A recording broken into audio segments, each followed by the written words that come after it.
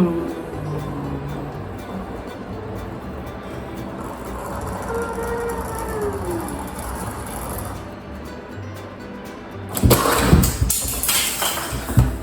saw nothing. Cars is like the Sonic of movies. It has always been a very divisive series of films. They've always gotten okay to negative reviews from critics, and audiences are divisive as hell on their opinions on these movies. These movies definitely have their fans, but there is a massive amount of people who absolutely despise them. Now, what do I think? I love this series. I've liked Cars as far back as I can remember. I'm not joking about that. I had the toys, I watched the movies on repeat. I'm surprised I didn't drive my grandparents insane. I basically made Cars my personality. I might not be as into it as I once was. Sonic is not my primary obsession, but I will always have a soft spot for this series. Please, Disney, don't make Cars 4, I know you'll screw it up. I originally wanted this video to be a review of the first Cars movie, but I think my nostalgia glasses are on too hard. They won't come off! I don't think I could make a review that isn't biased or offer anything new to the conversation around these films. But I still wanted to talk about our Lord and Savior, so I decided to cover something about the series that I'm still nostalgic towards, but not enough to be super biased. You see, I watched the Cars movie on DVD as a kid. I'm only human. Something I'd regularly do on the DVD for Cars, or heck, any DVD I had as a kid, was mess around the menus. One of my favorite things to do on the Cars DVD in particular was to check out the trailers, and there was one that always caught my eye. Rated E for everyone. Cars, the video game. Become Lightning McQueen as you train to win the Piston Cup. Explore the open world of Radiator Springs. Go cruising, meet the locals, head off-road. Play as your favorite character in over 30 races and mini-games. Burn rubber on your own or make your friends eat your dust. With multiplayer modes, Disney presents a Pixar film, Cars, the video game. Watch it, race it, live it. This game looked incredible. I had to watch it, race it, live it. But alas, it was not meant to be, as I didn't have any of the consoles the game released on, and I was a stupid 5-year-old who didn't know what emulation was. I never played the game until I got out of my Cars phase, but when I did, I still really liked it. However, I'm not the only person who seemed to like this game. A lot of other people like it as well. In fact, it's regarded as one of the few movie tie-in games that's above average. Most of the Cars games are. So today, let's play Cars the video game, because I have nothing better to do. Cars was developed by Rainbow Studios, a studio that focuses almost exclusively on racing games, mostly of the off-road variety. They were owned by THQ at the time, who had to deal with Pixar to release games based on their movies, one of which was Cars. This was probably why Rainbow Studios worked on the game. THQ saw that they had to make a game based on this movie with talking cars, saw that they had a studio that made only racing games, and went, "You make the funny car game." Surprisingly, Disney and Pixar were heavily involved with the development of the game and regularly gave the team feedback on things such as cutscenes, and was overall very happy with the final project. They even got the entire cast from the film to reprise their roles in the game, which is something you usually don't see with movie tie-ins. The game was released for all major platforms on June 6, 2006. 3 days before the movie came out. I've seen some people joke about this, saying that since this was the first piece of Cars media publicly released, it means that Lightning McQueen technically originated as a video game character, which makes him eligible to be in Smash. He better be in the next one, Nintendo. Cars the game takes place following the events of the first film, since it was the only one around at the time. It begins with Lightning McQueen having a dream about the Radiator Springs Grand Prix, for now, fictional race amongst the townsfolk of Radiator Springs, acting as our tutorial for the game. And I think it's a solid start. It's a pretty easy race, both because it's the tutorial and since it's a game made for kids. In fact, you'll be in first place pretty much all the time in this game, but that still doesn't stop it from being fun, except for when it isn't. The turning on the cars in this game isn't very great. It's way too wide, and as a result, very easy to crash into things you weren't trying to. You do get a power slide later on, which is this game's version of a drift, and it does help make turning easier. But either way, you're still going to be bumping into a lot of walls in this game.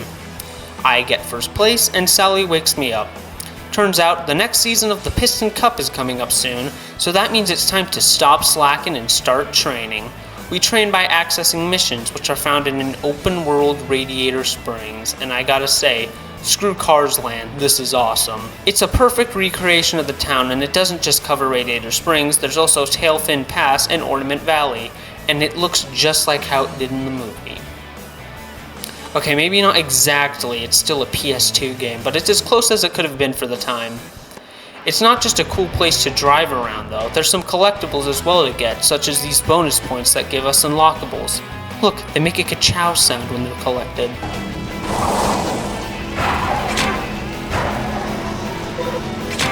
There's also these postcards belonging to Lizzie, which we have to collect after lightning accidentally blows them away. We compete in multiple races around town, and along the way we meet some brand new faces. Apparently these cars were from earlier drafts of the film, so Pixar just gave Rainbow permission to eat their table scraps.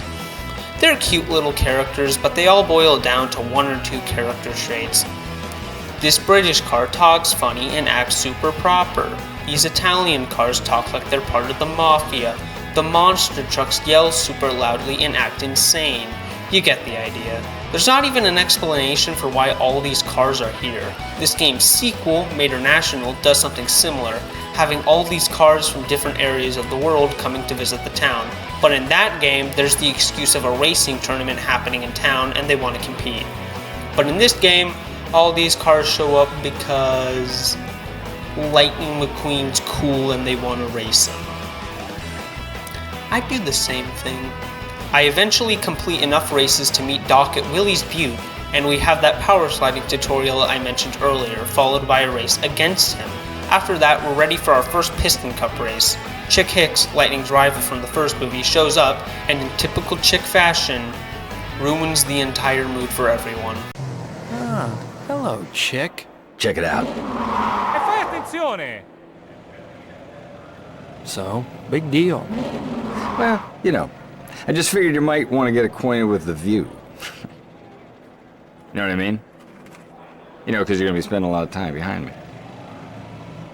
In the race. We're going to be in the race and I'll be ahead of you and you'll be behind me. In the race! Is it me? What are we not getting here? You are so driven, Chick. I love that about you. Thankfully, we're able to prove him wrong in the first Piston Cup race. These races suck. Okay, I wouldn't go that far. They're still decent overall, but they're probably one of the weaker parts of the game during my playthrough. Any problems I had with the game and its controls are multiplied here. You can't use the power slide in these races, along with other moves you get later on such as a boost and the ability to drive backwards. So if you fall behind or are having trouble making turns, it's time to talk to God because you're basically at the game's mercy. Another thing that makes turning super annoying is that there's about 20 other cars on the track at the same time as you, so you're constantly running into them. In fact, I usually did this to make some of the turns. This does make the game, actually challenging. I recall falling behind in one race and struggling to regain and retain first place, but I don't feel like it was intentional.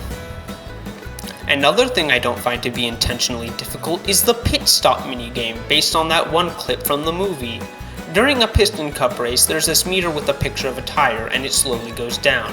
When it fully goes down, the game tells you to make a pit stop, and when you do, you have to play as Guido, where you press different buttons at the right time to fix McQueen up.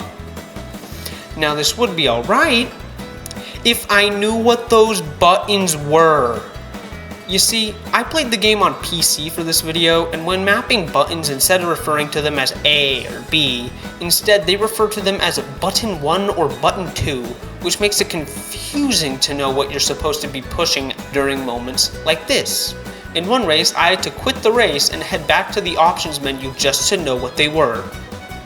I'd assume you'd have an easier time if you play this on console or heck even an emulator. You'd have an easier time since it tells you exactly what buttons to push. But even outside of that, the minigame can still be confusing at times because the animations don't sync up with the actual button presses. So instead you're supposed to look at this green meter instead, since that actually shows your progress. Overall, this minigame isn't bad, unless you're on PC like I was. then it's terrible. Even with all those issues, I'm able to get first place. After that, I return to Radiator Springs, and from that point onward, the game starts to open up a lot more. Everything up until this point was fairly linear to give us a look at how the rest of the game is, but now, there's a lot more stuff to do. One of which is the mini-games. These are mostly optional and have the player participate in other forms of play besides racing, and usually have you playing as other characters. There's one where you play as Lightning and drive on an obstacle course created by Sarge under a time limit. There's another one where you play as Luigi and have to collect lost tires scattered across town. There's one where you chase speedsters as Sheriff, and then there's my favorite, which is a mini game where you play as Mater and have to tip all the tractors in an area without getting caught by Frank. They're all pretty neat, but are obviously filler content. Good filler content, but still filler content nonetheless, which is why I didn't really play much of them during my playthrough. But what about the other stuff required to beat the game? Fillmore gives McQueen drugs. Like I mentioned earlier, Sarge trains McQueen in his obstacle course, followed by an off-road race against him, and Fillmore gives us a brew that gives us the ability to perform a boost by pressing the right trigger. The meter for the boost starts out pretty small, but as we complete more and more of the game, it increases in size. Due to the game being very easy, it doesn't really have a use outside of making sure your competition is even farther behind you, or to gain back your speed after bumping into a wall or something. It's still fun to use though. I love the sound effect that plays when you use it. One for the ladies. And since it makes you go faster, it makes the races feel that little bit more adrenaline pumping. It gives you that feeling that you're going so fast, it's dangerous. Besides these two events, it's mostly just more races around the town before going to the next Piston Cup race. This one taking place at the Motor Speedway of the South, which was the first racetrack seen in the beginning of the first Cars, which I find to be a cool attention to detail. I get first place and it's on to the next chapter of the game, where it doubles in size. Look, it's night now. We get a new section added to the map, Ornament Valley, which is the desert area outside of Radiator Springs, but now, since the town is back on the map, it has far more locales in it, one of which is the Rust Bucket Stadium. Ornament Valley is unlocked after we race Sheriff near its entrance. McQueen wants a rematch for the last time they had a little race, and Sheriff accepts McQueen's challenge.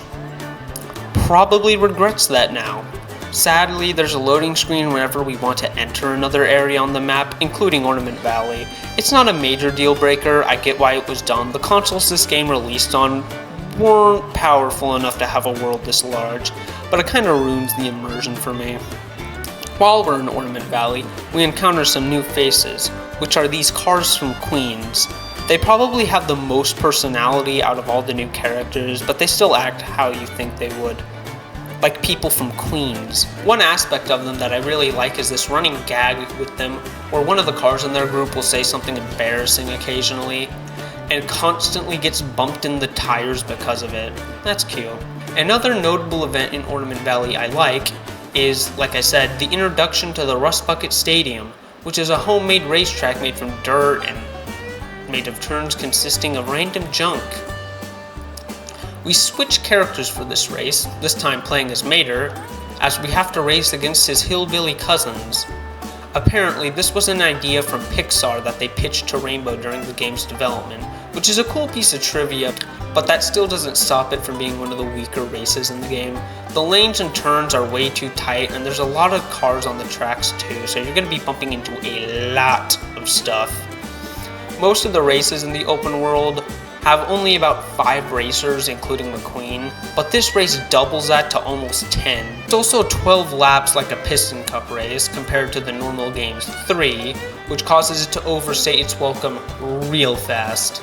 I get why they had to increase the lap count. The Rust Bucket is a small stadium, but it's still larger and has more going on than a Piston Cup race, so I think the game should have gone with a number closer to 6.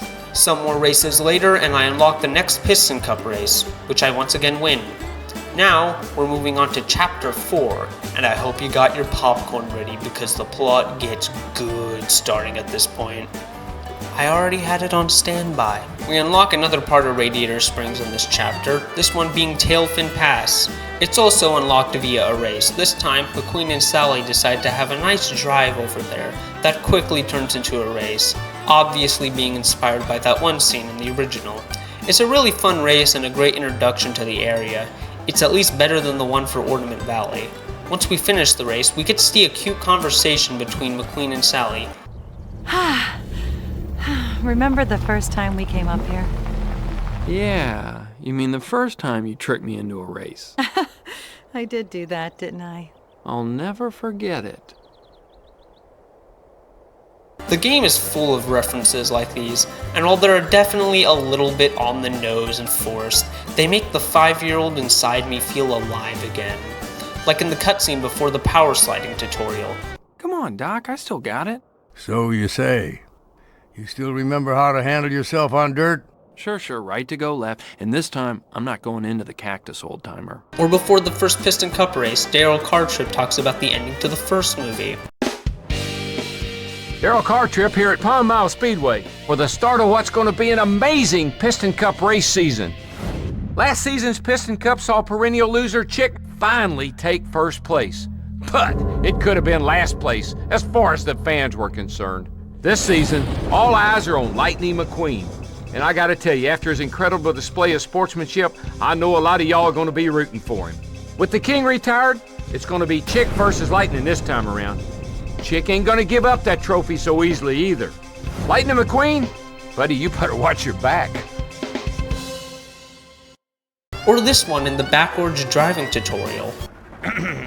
There's certain rules when you're driving backwards. The first thing you gotta do, turn your rear tires like they was your fronts, like this right here. Then once you're going a bit and you want to head left, all you're gonna need to do is turn right. Got it? Ah, I think so. Right to go left. Now, where have I heard that before? It's stuff like that that makes my goober brain smile. This doesn't. Tailfin Pass is probably the weakest area in the open world. It's a little forest area, and while that does sound neat at first, it's good to get a break from the desert theme the game has. But the trees and roads look all the same, and as a result, it's very easy to get lost in. I recall spending about 15 minutes in this area just driving around it, not because I wanted to free roam, but because I was going in circles trying to find the next objective, and I only missed one turn. All that trouble over one wrong turn. The races here are fun though. A notable one has us race against the Delinquent Road Hazards, the gang that teased Mac in the first movie, DJ, Wingo, Snotrod, and Boost. Don't ask me how I know their names, I'm a nerd.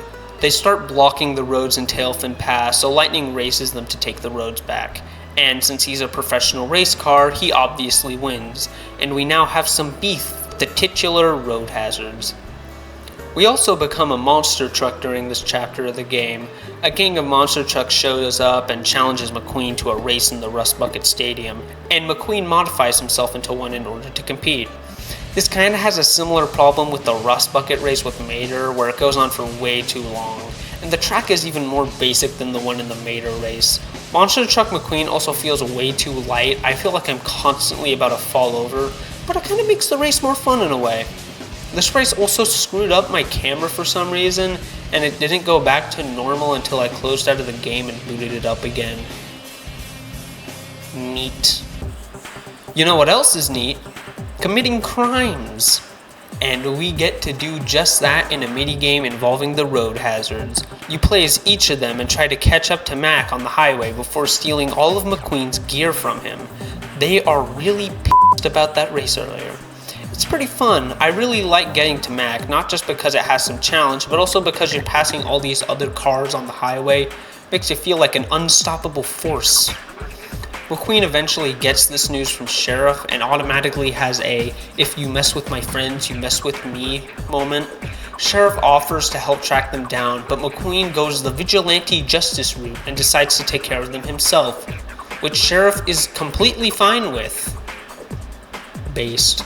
So we chase the gang along the highway and have to crash into them one-on-one to get the gear back. It's incredibly fun. Much like the Piston Cup races, you can't boost or power slide, but I feel like it helps make this more fun than hinder it. You're on a straight highway, so you aren't going to be using the power slide anyway, But what makes this so thrilling is how you're barely able to catch up with them. The boost would totally ruin this event if it was in it. Another thing that makes these two events cool is the soundtrack, which has been playing in the background for the entire video.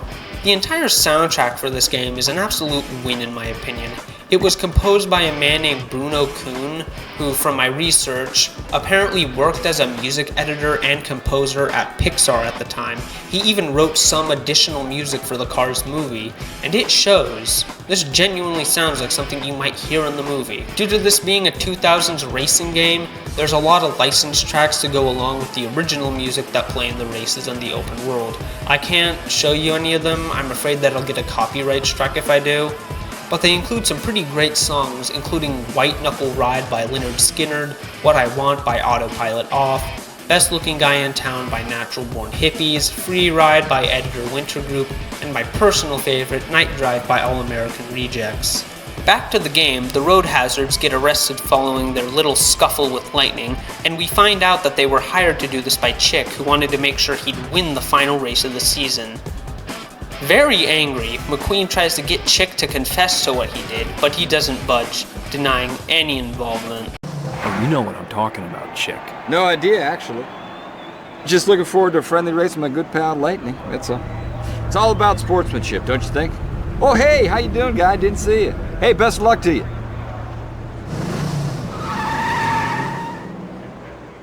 So the only way to settle this is to beat him fair and square at the final race. Which we do. This causes Chick to get angry on national television as McQueen's about to take the dub, saying that Lightning was using foul play, which is really ironic. Instead of ignoring Chick, Lightning decides to be a little generous and suggests they settle this through an event called the Radiator Springs Grand Prix, a gauntlet of races in Radiator Springs, followed by one more Piston Cup race. Whoever wins gets the Piston Cup. Wow, McQueen's really making his dreams a reality. I'm sorry, I won't make a joke that bad again.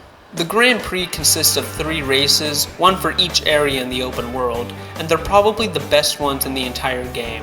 They're longer and a bit more challenging than the other races in the game, a great way to cap off the open world races.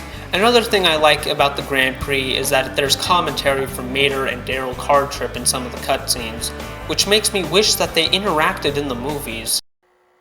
Hey, what's that red light flashing in there for? Dude, you're live on camera. I'm on the TV? Woo! I got a call around him! Okay, lean back, son, so we can start this thing. Oh, sorry. Welcome to the charming little town of Radiator Springs. My hometown. For race number 1 of the first annual Radiator Springs Grand Prix. There's one more Piston Cup race, this one being the Los Angeles International Raceway, which is the racetrack seen at the end of the first Cars. It's really cool, not because just, ooh, reference, but because if you remember, McQueen gave up the Piston Cup at this track last time due to Chick's foul play, so this is kind of a way to set things right. I finished what was probably the best Piston Cup race in first, and McQueen finally achieves his dream of being crowned Piston Cup champion. The game ends with McQueen returning home and heading off on a road trip with Mater, Sally, and Doc, ending with this moment I absolutely love. Ooh, I almost forgot. Did you pack your trophy? Nah, Where is it? don't worry. It's in a good place.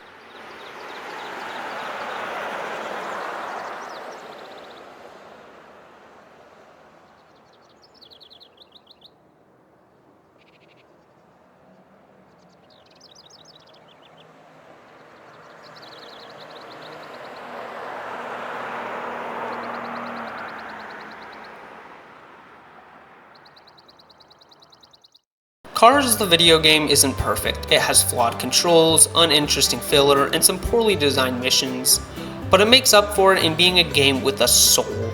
You could tell that Rainbow Studios, with all the stuff I've told you about them, made this game out of passion rather than trying to release a cheap game for kids in time for the movie's release.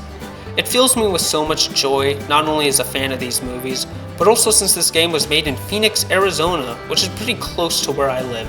So knowing that this game, based on one of my favorite movies, was made in what's basically my backyard, gives me an extreme amount of pride to live in this oven I call a home.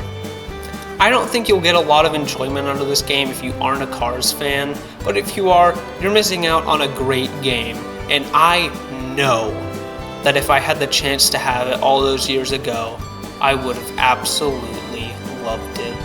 And that was my review of Cars the video game. Now, if you excuse me, I gotta get going. There's some important business I need to attend to.